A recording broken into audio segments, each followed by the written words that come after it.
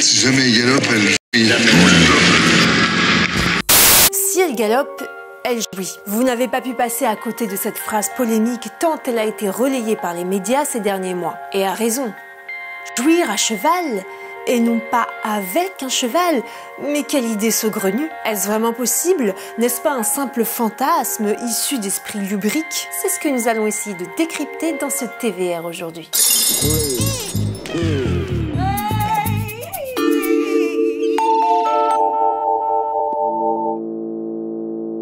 Ah, sacré Gégé. Gégé, c'est un peu le tonton gênant que beaucoup d'entre nous ont dû connaître. Celui qui est toujours bourré au repas de famille, qui a l'humour graveleux et la main facilement baladeuse. On l'accepte parce que c'est la famille et parce qu'on n'a pas d'autre choix que de se le coltiner. Personne ne le supporte, mais tout le monde le tolère. Mais comme il ne fait pas partie de notre famille, on ne va pas s'interdire de le dézinguer. Cette phrase qu'il a sortie lors d'un reportage diffusé par Enquête Exclusive durant un de ses voyages en Corée du Nord en 2018 a choqué une grande partie d'Internet. Et pas que. Nonobstant les quelques membres de sa famille d'acteurs qui ont pris sa défense. Et à juste titre, il tenait ses propos déplacés sur une petite fille. Bon, depuis, on a eu le droit à des rebondissements. La vidéo est un montage grossier. En effet, on entend sa voix, mais on ne le voit pas prononcer ses mots. Donc ça a permis à sa défense de souligner le fait qu'il parlait d'une femme présente et non d'une petite fille. C'est vrai que si elle a 36 ans, on peut parfaitement tenir ses propos en public. C'est d'une évidence, je suis ironique. Et d'autre part, ce reportage était en fait une fiction, dans laquelle Gégé était invité à jouer son propre rôle, celui du goujat libidineux, gênant et obscène. Pourquoi tu montes pas à cheval? Ça fait du bien, tu sais. Oui, je ne suis pas très neutre. Mais comment pourrais-je l'être? Tant l'individu s'est joué de cette attitude devant les caméras ou lors d'interviews. Pour ceux qui l'ignorent, en 1978, alors âgé de 30 ans, il déclare au Times, magazine américain, avoir participé à beaucoup de viols dès l'âge de 9 ans. Et que c'était tout à fait normal dans ces circonstances. L'article passe inaperçu jusqu'en 1991, année où Gérard Depardieu est nommé aux Oscars pour son rôle dans Cyrano de Bergerac. On crie au complot. Le principal intéressé accuse le journal d'avoir déformé ses propos. Il a eu des relations sexuelles à un jeune âge, a été témoin de VIOL, mais jamais, au grand jamais, n'en a connu, car il respecte trop les femmes pour ça. Jacques Attali et Jack Lang prirent même sa défense à l'époque. Laissons-lui le bénéfice du doute, mais ce n'est pas la première fois. Les enfants des années 90 le savaient déjà. On est tout seul, tu t'installes à côté de moi, et dans 5 minutes, tu essaies de m'embrasser. Non, je pensais attendre au moins 10 minutes, moi. Mais si t'es pressé... Ah non, Gégé, hein?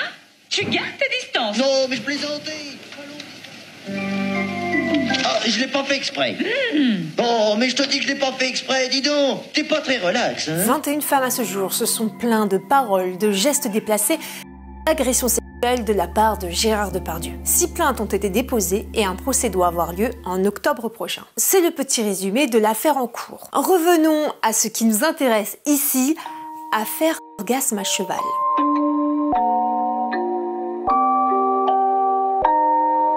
Est-ce une légende urbaine fantasmée par des hommes à l'imagination et à la libido débordante, ayant trop traîné sur les sites obscurs? C'est vrai qu'il y a peu de témoignages crédibles. Je ne lis que des messages d'hommes qui cherchent des réponses à ce sujet. Je tombe même sur un site de petites culottes rembourrées qui évoque l'importance pour les cavalières de protéger leurs zones intimes. Car la pression sur le périnée due à la position assise sur une selle peut causer des engourdissements et des dysfonctionnements sexuels, autant d'ailleurs pour les femmes que pour les hommes. Ces effets incluent une perte de sensibilité dans la zone génitale, ce qui peut affecter la stimulation sexuelle.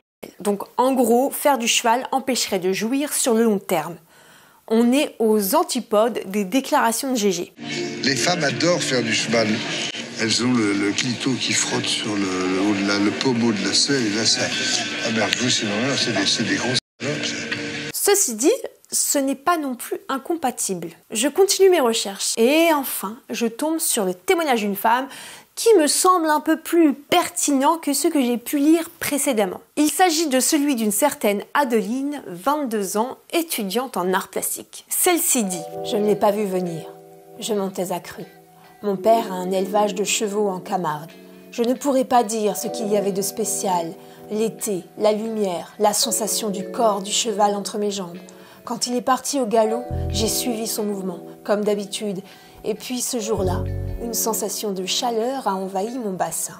J'ai lâché prise. J'ai senti une puissante vague orgasmique, comme jamais auparavant. C'est comme si mon bassin s'ouvrait. J'en suis restée pantelante, mais comblée. Bon, c'est marrant, maintenant que je vous le lis, je me demande si c'est vraiment une nana qui l'a écrit. Mais on va faire comme si c'était le cas. Cet orgasme-là, à cheval, peut se produire en raison de la pression et du frottement constant sur la région génitale, notamment sur le périnée et les organes sexuels. Les mouvements rythmiques de l'équitation, combinés à une selle plus ou moins confortable ou à la posture, peuvent stimuler la zone de manière prolongée et donc favoriser la survenue d'un orgasme. Évidemment, je ne peux pas me contenter que de témoignages glanés sur Internet, sachant que ce ne sont que des témoignages écrits. Alors, je poste une annonce sur YouTube, une sur Insta et une sur Thread. Et ça a flopé partout. En même temps, avec 90% d'hommes dans ma communauté, je ne sais vraiment pas à quoi je m'attendais. En tout cas, je n'ai pas osé demander à certains membres de ma famille qui pratiquent ce sport, car à vrai dire, la vie sexuelle de mes proches ne m'intéresse guère, ou plutôt m'effraie. On n'est plus dit qu'on ne l'est pas. Au fil de mes recherches, je me rends compte que ce phénomène n'est pas que lié à la pratique de l'équitation, mais il englobe aussi d'autres sports. Et il porte un nom, le corgasme. Le premier à en avoir parlé est le très controversé Alfred Kinsey, père de la sexologie scientifique. Controversé d'une part par la manière de mener ses études, sur un panel de personnes assez restreint et avec des profils avérés de pédocriminels, et d'autre part par son profil légèrement perturbé. Je vous laisse prendre connaissance de sa biographie, elle vaut le détour. Toujours est-il qu'il a publié en 1953 ce livre-là.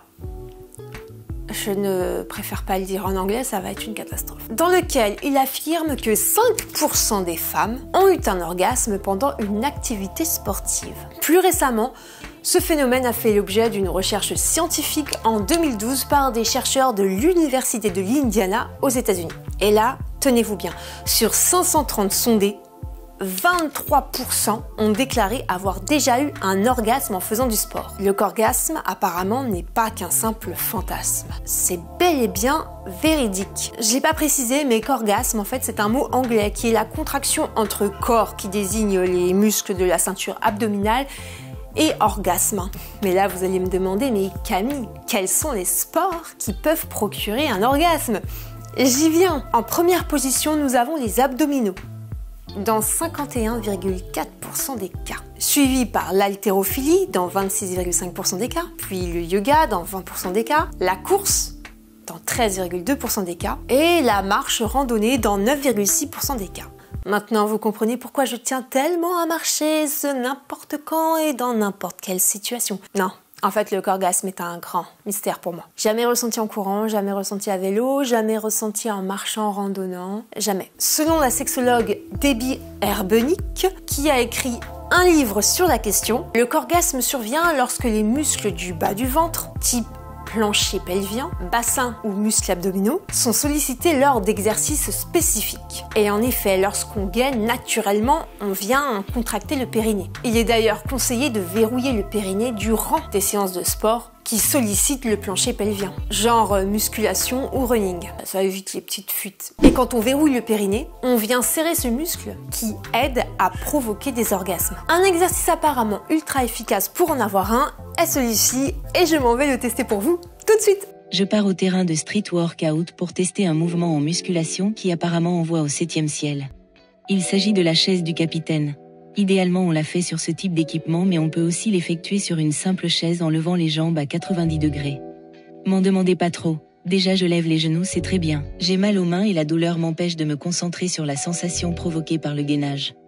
Car oui, je contracte. On ne contracte pas. Ça se voit pas à cause de mon amour pour la consommation excessive de chocolat, mais croyez-moi, je contracte fort. Je continue un peu histoire d'aller au point où je ne peux plus lever mes genoux. Eh bien. Mais comment vous faites? C'est horrible. J'ai les mains défoncées. Le corgasme, je pense pas que ça puisse arriver là, en tout cas sur ces barres parallèles. ça fait trop mal aux mains. Donc, à moins d'être maso, peut-être que ça peut provoquer quelque chose, mais en tout cas, la douleur, elle m'empêche de ressentir quoi que ce soit d'autre que de la douleur.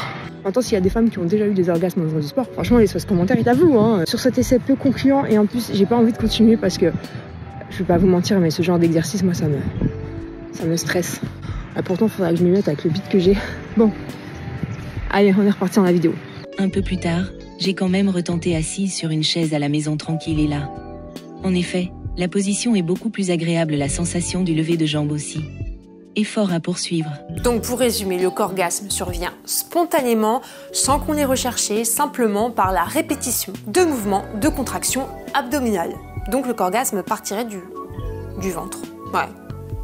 L'équitation entre la position du cavalier, qui favorise le gainage, plus les à-coups sur la selle à répétition, eh ben c'est pas déconnant du tout. Si t'as déjà joui en faisant du cheval et que t'es dac avec GG, viens me le dire en commentaire. En lisant des articles sur le périnée, je me suis demandé s'il n'y avait pas des femmes qui avaient des orgasmes involontaires lors de leur rééducation périnéale après l'accouchement. Pourquoi? Parce que quand la sage-femme te met un WAD en te demandant de contracter différentes parties du périnée, ça peut stimuler. Je suis allée un petit peu fouiner de ce côté, mais j'ai rien trouvé. Par contre, avoir de nombreux orgasmes très peu de temps après l'accouchement permettrait de muscler plus vite et plus efficacement son périnée par rapport aux exercices traditionnels. Non, ce n'est pas une étude financée par les maris frustrés, mais bel et bien une étude indienne qui a testé 2 groupes distincts. Et les résultats étaient plus significatifs et plus rapides pour le groupe qui a retonifié son périnée par l'orgasme. D'ailleurs, la célèbre docteure Bernadette de Gasquet, qui a donné son nom à une méthode de rééducation du périnée, a affirmé que la meilleure rééducation périnéale, c'était d'avoir des orgasmes. Alors là, je suis stupéfaite. Qui en parle ? Personne. C'est comme l'orgasme durant l'accouchement. What? Eh oui, et je crois que les femmes qui ont été au courant de son existence y ont pensé au début des toutes premières mignonnettes contractions, espérant faire partie des chanceuses à pouvoir jouir pendant la délivrance. Et non hurler avec les loups et supplier d'avoir la péridurale juste avant la phase de désespérance. J'ai lu un article intéressant dans le magazine Parents, dans lequel on trouve des témoignages de femmes qui ont eu le privilège de connaître ça. C'est le cas d'Elizabeth Davis, une sage-femme américaine qui a coécrit un livre sur le sujet, Naissance orgasmique, et qui a vécu l'expérience lors de sa seconde naissance en 1974, après un premier accouchement à l'hôpital, dans des conditions stressantes et absolument pas physiologiques. Je vous lis l'extrait. Le travail s'intensifiait et commençait à être douloureux. J'avais peur de bouger. Mais juste comme je commençais à douter de pouvoir y arriver, j'ai découvert le secret du plaisir dans le travail, l'abandon. Et encore une surprise de plus, en m'abandonnant, j'ai vraiment éprouvé une sensation de maîtrise. Quand je lâchais prise, les contractions devenaient supportables. Quand je lâchais prise, je savais quoi faire. Quand je lâchais prise, je devenais spontanée, me balançant et gémissant presque comme pendant l'amour. Et quand je lâchais prise, tandis que ma petite fille sortait de mon vagin avec une pression tellement forte, je sentais ses contours de façon exquise, comme une caresse profonde. J'éprouvais des vagues de sensations et de tremblements, et lorsqu'elle a émergé dans un bruissement de libération, un paroxysme absolu, rien de moins que le plus magnifique orgasme que j'ai jamais éprouvé jusqu'alors. Mais alors, comment c'est possible ? Grâce à une hormone, l'ocytocine, qui est la même que l'on sécrète pendant l'accouchement ou lors d'un rapport sexuel. C'est la fameuse hormone de l'amour. Elle contracte l'utérus et permet la dilatation. Lors de l'expulsion du bébé, les endorphines prennent le relais et atténuent la douleur. Mais gare à la sécrétion d'adrénaline, qui vient gâcher ces sensations agréables. Malheureusement, les accouchements peu intimes dans les hôpitaux ne favorisent pas une atmosphère propice à la détente et à l'abandon. Bernadette de Gasquet tempère néanmoins. Les contractions de l'utérus et du périnée peuvent provoquer chez la femme qui accouche un intense plaisir sexuel. Mais c'est tellement marginal qu'il ne faut pas en faire un modèle. Et en fait, c'est vrai. Ça ne concerne que 0,3% des accouchements, selon une étude publiée dans la revue Sexologie, ce qui est très peu. Toute petite parenthèse, j'imagine que cette étude a été faite sur un panel de femmes probablement occidentales. Il serait intéressant d'aller voir dans les autres cultures, notamment dans des cultures où la femme est maîtresse de son accouchement, pour voir si... Bon, j'ai un peu trop d'espoir, je crois. En revanche, il y a une... J'ai perdu mon ruban. Voilà, c'est mieux. Hop. En revanche, la perturbation conduisant à l'orgasme pendant le travail permettrait d'amoindrir les douleurs des contractions, d'accélérer l'expulsion et d'agir comme un anesthésiant. Lisa Del Sierra a testé et validé la méthode pour sa deuxième grossesse qu'elle souhaitait sans péridurale et qu'elle a déclenchée grâce à ça. J'ai perdu les os le samedi soir pour ma deuxième, mais finalement il ne se passait rien. Et donc si elle n'arrivait pas, j'allais avoir droit au bon vieux déclenchement.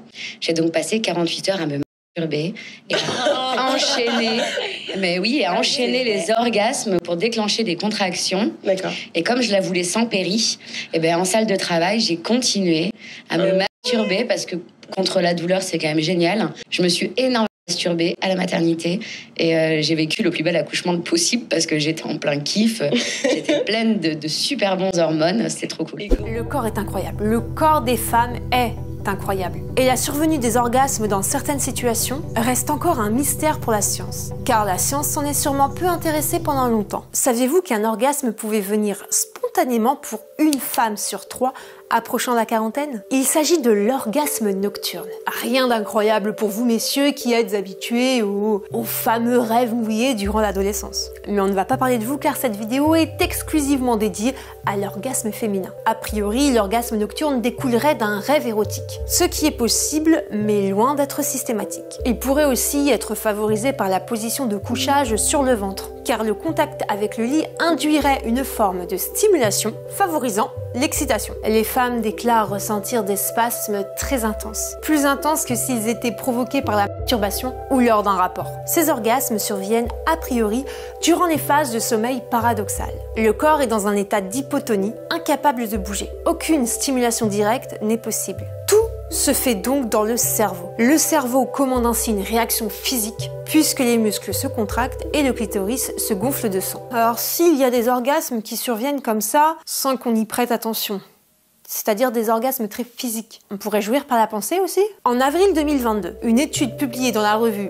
Sexual Medicine appuyait scientifiquement le récit d'une professeure de yoga estonienne, atteinte de vaginisme, donc dans l'impossibilité de recevoir toute pénétration sexuelle. Elle expliquait être capable d'atteindre l'orgasme quand elle le souhaitait, simplement avec son esprit. Si on peut provoquer l'orgasme, ou qu'il advienne spontanément, avec ou sans stimulation extérieure, il y a des orgasmes dont on se passerait bien, qui n'ont rien à voir avec le plaisir. Et j'aborde ainsi la dernière partie de notre vidéo, la plus délicate. Nous sommes en 2018 sur le plateau de BFM TV. 2 femmes sont invitées. D'un côté, la militante féministe Caroline de Haas, fondatrice du collectif Nous Toutes, qui lutte contre les violences sexuelles et sexistes, et de l'autre, Brigitte Lahaie, ex-icône X des années 70, spécialiste des questions autour de la sexualité, et qui fait partie des 100 femmes qui ont signé le 9 janvier 2018 une tribune qui fait polémique dans le contexte MeToo, et qui, pour schématiser grossièrement, est pour la liberté d'importuner. La tribune commence ainsi: le viol est un crime, mais la drague insistante ou maladroite n'est pas un délit, ni la galanterie une agression machiste. Les 2 femmes sont là pour défendre leur paroisse. Vient le sujet du plaisir sexuel. Elles ne sont pas d'accord. Pour Caroline, une femme ayant subi des violences sexuelles jouira toujours moins bien qu'une n'en ayant pas subi. Brigitte lance alors: on peut jouir lors d'un viol, je vous signale. Et là, scandale général. Tout le monde la lâche, puis la lynche, elle qui fut souvent léchée. J'ai osé le jeu de mots. Le raccourci est vite fait. On lui fait dire ce qu'elle n'a pas dit, c'est-à-dire dédouaner les violeurs de leurs crimes. Car comment pourrait-on parler de viol si la victime ressent du plaisir? Je ne reviendrai pas sur la polémique, suffisamment de médias en ont parlé. Revenons à nos moutons. Donc, on peut jouir durant un viol. J'ai du mal à comprendre. Comment peut-on jouir si on subit un acte qui n'est pas désiré? Cela voudrait donc dire que notre esprit à cet instant précis se déconnecte de notre corps et que seul le corps réagit aux stimuli? Je pars fouiner. J'ai besoin de sources et de réponses. Un article de 2013 est fréquemment cité. Il est américain et se base sur des études américaines a priori. Il est fait mention qu'environ 4 à 5% des victimes de viols signalés ont déclaré avoir ressenti un orgasme, hommes et femmes confondus. Mais ce chiffre serait plus élevé selon certains thérapeutes, 10 à 50% plus tôt. Je reste dubitative, d'autant que l'article cite le forum Reddit, Donc on reste sur du témoignage qui peut être totalement fantasmé aussi. J'en lis quelques-uns et ils me mettent relativement mal à l'aise. L'idée de ressentir du plaisir lors d'un VIOL est une double trahison pour la victime. La première par l'agresseur, qui je le rappelle pour 9 cas sur 10 est quelqu'un de notre entourage, et la seconde par notre propre corps. L'orgasme durant un VIOL est la simple réaction de notre corps. Exactement lorsque quelqu'un nous fait peur et que l'on sursaute de manière involontaire. Un exemple est d'ailleurs donné dans l'article que je trouve très pertinent. Les chercheurs font l'analogie avec les chatouilles. C'est une expérience agréable qui peut vite devenir désagréable quand on est forcé d'en recevoir. Et bien que l'on supplie l'autre d'arrêter, on ne peut s'empêcher de rire. Ainsi, l'excitation sexuelle pendant un VIOL est une réponse physique involontaire, un genre de réflexe automatique comme la respiration ou la dilatation des pupilles. Cela s'explique par le fait que l'excitation sexuelle et l'orgasme sont contrôlés par le système nerveux autonome, qui gère les fonctions corporelles réflexes. L'excitation lors d'une agression sexuelle n'a donc aucun lien avec le consentement, tout comme le fait de rire durant une séance imposée de Gilly. D'ailleurs, il existe ce qu'on appelle le transfert d'excitation. Ce phénomène peut intensifier l'excitation sexuelle pendant des moments de peur ou de stress intense. Il y a eu une étude dans laquelle on menaçait des hommes de choc électrique. Malgré leur stress, ils ont vu leur réaction érectile augmenter face à des images érotiques. Et bizarrement, je ne sais pas pourquoi, je pense au VIOL commis par les soldats pendant la guerre. Mais ceci est une autre histoire que je développerai peut-être un jour. L'excitation sexuelle est une forme de protection pour la victime et n'a rien à voir avec le plaisir. Elle peut d'ailleurs vivre cette terrible expérience complètement ailleurs, tout en étant ramenée à la réalité par ses réactions physiques involontaires, comme l'orgasme, et repartir dans cet état de dissociation. Certains violeurs cherchent justement cette réponse corporelle pour affirmer leur domination. Cela conduit souvent les victimes à ressentir de la confusion, de la honte, et à se sentir presque coupable de cette agression. Pourtant, l'excitation physique n'indique rien d'autre qu'une réponse biologique automatique à la situation. Il y a donc une déconnexion entre le mental et le physique concernant la survenue de l'orgasme dans ce cas-là. Exactement la même déconnexion lors d'un orgasme qui survient sans qu'on l'ait cherché par une stimulation consentie. Je vous ai embrouillé. Bon. J'espère avoir été compréhensible. Comme vous avez pu le constater, toute la fin de la vidéo était en voix off. J'ai eu un petit souci de micro qui m'a lâché en plein milieu de la vidéo sans que je m'en rende compte. Et là, je vous tourne la fin de la vidéo comme ça, à la bonne franquette. La version non censurée avec du bonus est dispo pour les tipeurs. Merci encore pour votre soutien indéfectible. On est 6000 sur la chaîne. Ça me surprend encore. Alors pour certains, c'est un petit chiffre. Pour moi, c'est énorme, parce que en tant que rebelle de la forêt qui a du mal à se soumettre, on va dire, aux règles, à garder toujours la même ligne directrice, à produire toujours le même type de contenu. Voilà, moi je suis quelqu'un, j'aime aller partout, tester de nouveaux sujets qui n'ont pas forcément de lien avec celui que je traite de base. Du coup, cette tendance innée à l'éparpillement, vous pouvez m'appeler pissenlit, fait qu'on peut avoir du mal à me suivre. Ceux qui y arrivent et qui me témoignent un soutien indéfectible, vraiment, merci. Parce que j'ai l'impression d'être soutenue en tant qu'artiste et non pour un type de contenu précis proposé. Et ça fait vraiment plaisir. Merci 1000 fois. Et pour info, dès qu'on arrive aux 10 000 abonnés, je vous sors une petite FAQ aux oignons qui sera assez sympa. J'ai déjà le concept en tête. Je mature depuis quelques mois déjà. Plus qu'à arriver à 10 000 et je balance le concept. Comme d'hab, on s'abonne en plus, soit on partage et on revient me voir. Car ce look